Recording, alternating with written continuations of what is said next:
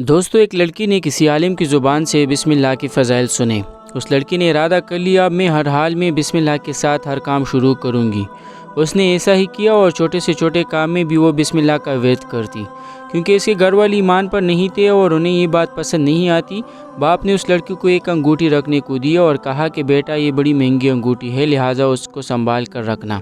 اس نے بسم اللہ پڑھ کر وہ انگوٹھی گھر کے ایک محفوظ جگہ پر رکھ دی، کیونکہ اس کے باپ کو بسم اللہ سے نفرت تھی اور وہ لڑکی کے زبان سے اسے بند کروانا چاہتا تھا۔